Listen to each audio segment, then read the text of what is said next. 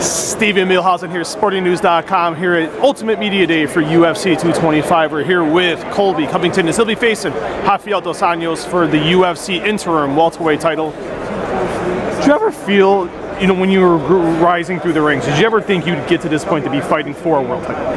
Absolutely. I knew it. I didn't think. I knew I'd be fighting for a world title. I've seen it in my dreams since I was a little kid. I literally have gotten goosebumps since I was like 7 years old, that I knew this was my calling, that I was going to be a world champion and fighting someday. What clicked in your mind for you? We talked a little bit about this yesterday, but I want to get more into it. What clicked in your mind to be like, okay, what I'm doing before isn't working, being the nice guy, now I gotta amp it up a little bit and show more of my personality? I wanted to get people to care. I wanted them to get them emotionally invested. When people come to a sporting event, they want to be entertained. Whether they hate me or they love me, that's all entertainment. So, I just wanted to get people emotionally invested in me, and that's exactly what I've done. Do you feel that's the one thing that's been missing in MMA, and you're starting to finally see it a little more, is guys and girls starting to be them true selves? Yeah, I think so. That's the thing that has been killing the UFC is, everybody just wants to be quiet and they just want to fight. That doesn't sell.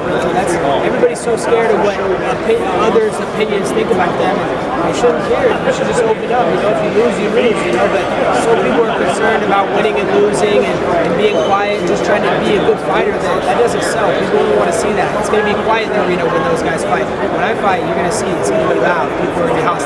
And it was like that yesterday. You got the loudest boos at the open workouts, and do you feel that means it's effective? What you're doing and what's been going on is proved to be effective. And did you learn that at all from, you did some stuff in Impact Wrestling? Did you get some advice from those guys and be like, or just kind of pick their brain or just kind of watch and see and soak everything in like a sponge? To be honest, I learned a lot of it from my manager, Dan Lambert. He's one of the best agents in the game. He would shit on Paul Heyman.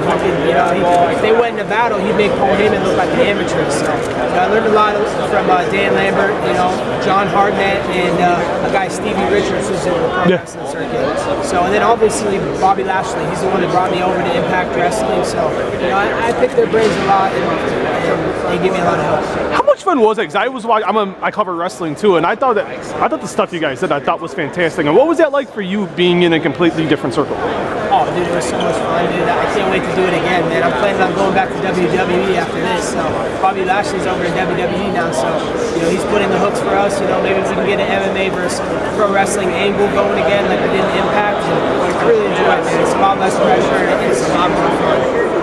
Would you be open to doing a wrestling match? Absolutely, I would be doing wrestling. Who was your favorite as a kid? My favorite as a kid was The Rock. He kind of abandoned his fans, though. He went and now he's doing the movie thing, and now he's. Do you feel he's turned his back on his fan base?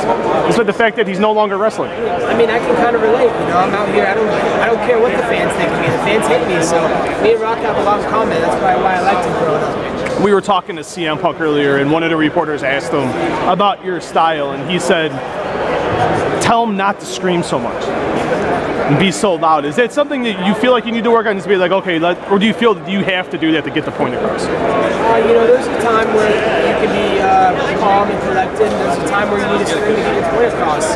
Like in the octagon, you definitely need to be screaming and get your point across. But I understand what he's saying. In the pro wrestling world, they always know to talk very slow and make sure each word goes appropriately and people can understand what you're saying. So I get what you're saying, and thanks to CM Punk. Coming into the fight, a lot of people feel like you've been disrespecting RDA. You don't respect what he's done inside the octagon. Do you respect what he's done? No, I don't respect what he's done. He's lost 9 times. The guy's a complete loser. He's not ready for Raw American Steel, twisted sex appeal. So Ralphie Dos Anjos has nothing for him. What does he bring to the table that's different than, say, when you face Damian Maia? He brings, now he really wants to defend his country's honor, Brazil. He wants to really do good things and prove a point. So, I don't really care what he brings. It's not going to make a difference against me. I'm going to beat up that Brazilian geek, and then I'm going to bang some Midwest freaks. People say you don't deserve this opportunity. You got here because of your mouth. What do you say to the people that say he's not a good fighter, he's only getting here because he's using his mouth instead of his face? Those are just a bunch of internet trolls. We don't care about the Cheeto-eating dorks' opinions. Their opinions are irrelevant. They still live in their mom's basement and they want to tell me how I should live my life. I'm a boss. I can do whatever I want. How do you mentally prepare for this fight compared to different fights? Is the comparison different, or or do you view it just as another fight? It's just another fight. You know, I don't think it's that much big of a deal versus, you know, Damian Maia's fight or Doug Hum Kim over in Asia. He was a big fight. So, you know, it's just another fight, just another day of business. I'm over here doing big business, and I'm a money print machine. Tyron Woodley's talked about returning in August at UFC 227 out in Los Angeles. Obviously, that would be a very quick turnaround for you. Would that be something intriguing to you, though, if you do emerge victorious on Saturday?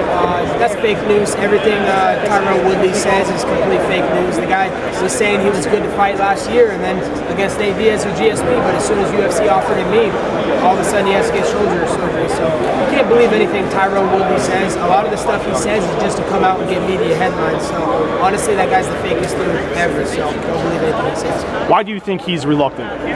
Why do I think he's reluctant? Reluctant to face you, yeah. Reluctant because we've trained together. He knows my style, and he knows he can't beat me. He has a better chance to hit the lottery than he does to beat me. So, you know, he's piggybacked off all the stars in the UFC to get his big pay-per-view draws, and now he's got enough money in the bank where he's just trying to ride in the sunset, go do some acting, and honestly, he's just acting like a bitch. When you envision the fight in your head and you envision the fight playing out, how do you win on Saturday?